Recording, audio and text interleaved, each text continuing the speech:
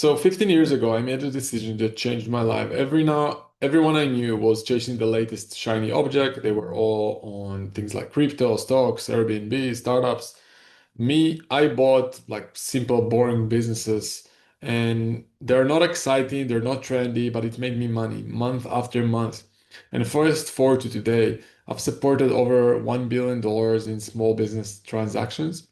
And now I think that there is a massive opportunity that's even bigger than all the last 15, 20 years I've been in business. It's the same, basically boring businesses that I've been talking about for years, but now we can add AI into it. And that's when things can really go crazy because most of these businesses still run like it's 20, like 2009.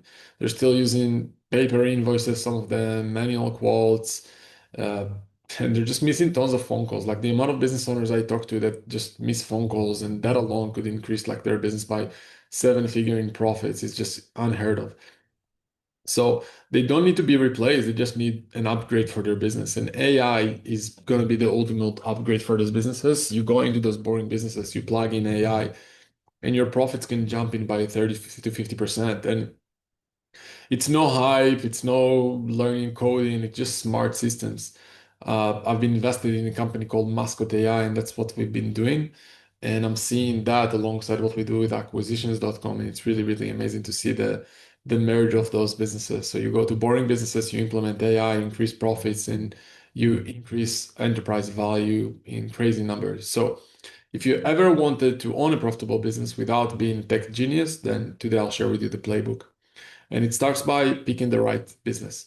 So not every business is worth buying. You need to understand that you want a business that's boring, predictable, repeatable. And here are three things to look for. You want, number one, in my opinion, you want a business with recurring revenue. Number two, you want a market that is fragmented, which means that there's a lot of small players and no clear leader in the business. Number three is you want the business behind, ideally on tech, and that's your opportunity. You're open to insert AI. So great.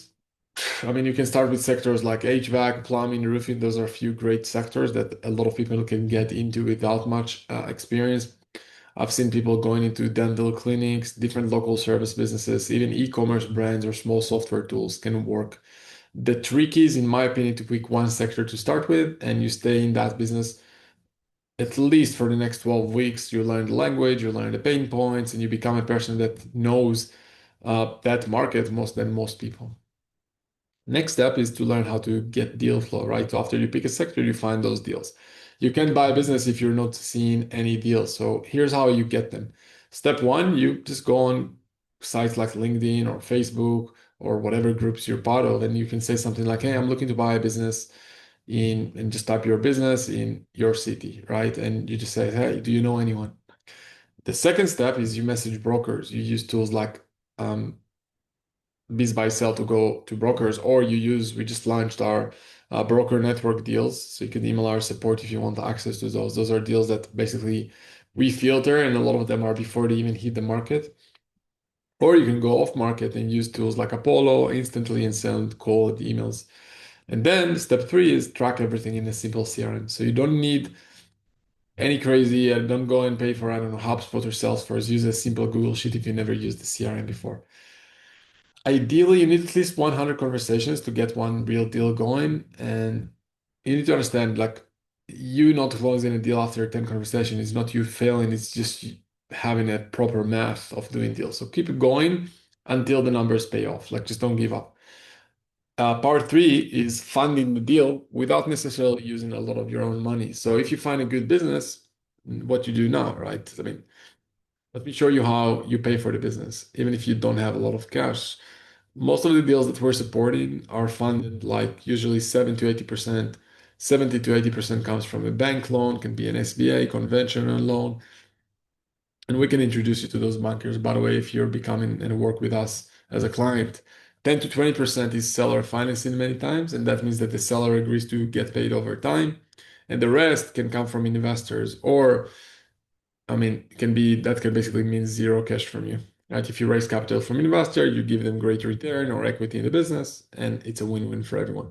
So that's the magic of this model. You're buying cash flow in assets without needing millions in your own bank. Even Elon Musk bought Twitter using other people's money, raise capital for that.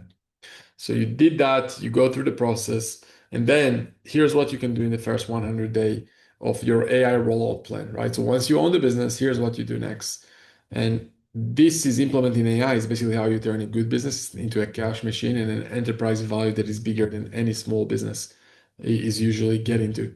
And it starts with your first 100 days. So phase one, you want to basically map the reality, right? So you understand every part of the business in that time, from how leads coming in, how sales coming in, how money is getting cash being collected, how you support the clients. You want to learn about key KPIs and metrics like your percentages of getting a click to lead, from closing rates to average deal size and delivery time and anything that is relevant to your business.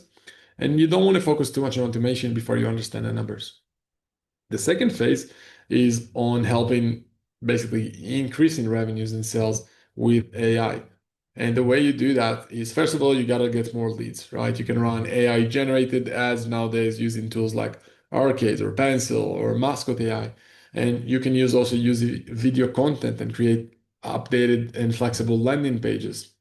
You can have short forms on your sites to pre-qualify leads and have a chatbot talking to them. You can have a quick intro video before every sales call to increase your show up rates. There's a lot of different things you can do with different VSLs and follow-ups and AI chatbot to support things like ongoing emails and text and SMS and voicemails and everything like that.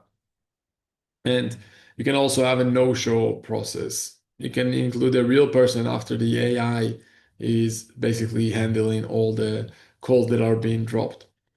And then after you focus on how you optimize every process in the lead, after how you optimize your sell process, and then of course you want to optimize your delivery process so you can get more referrals and upsells.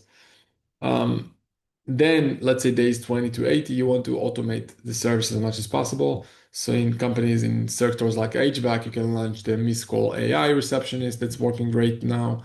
Even if it's AI, it can book appointment like 24/7 on behalf of you. You can add a quote bot automation that send like instant estimates based on the customer input. You can upsell customers into maintenance plans automatically. I've seen in dental offices, hey, I can handle also like recall reminders and receptionists and reduce no-shows. There's a lot of cool things you can do. Um, I won't get too much into the nitty-gritty, but I mean, if you can optimize your marketing, sales, support, cash flow collection, that alone can increase your profit by 30 to 50%, right? Then after you focused on that, it's great to also automate your back office, right? So obviously nobody loves admin work, so you can automate it by automating invoices and payments and HR bots and getting weekly financial reports, even legal documents and compliance. A lot of it can be done with AI right now. So if you let AI do the boring stuff, your team can focus on the big stuff.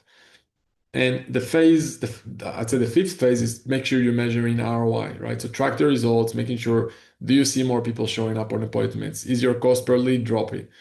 Are you closing more deals in general? Are you growing your profits? Because even a 10% profit boost on $1 million business create $100,000 in new value. And if you sell that $100,000 new value for, let's say, 5 times multiples of earnings, that's $500,000 that in value that you created in just few pieces of softwares and changes. And that's real leverage. And of course, it can be 10x of that, depends on the size of the increase and the business that you start with. That's real leverage. That's how you turn boring businesses into serious wealth building. So, with all that being said, what do you do next? So, don't overwhelm the business with new tools too fast. That's what I'm saying. Start with learning about the business and slowly insert it where the biggest bottleneck is at. And in a nutshell, just to summarize the kind of this formula is you go into buying boring businesses. You find the deals, you analyze the deal, you raise capital from other people's money and banks to close the deal. You plug in AI. You then increase profits without increasing headcount. So your revenue per employee is higher.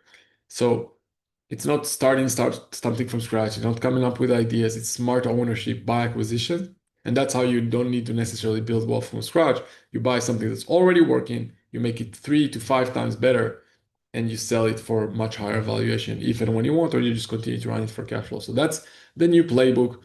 This is the new world of AI powered acquisitions. I hope you enjoy it, and I'll see you next one.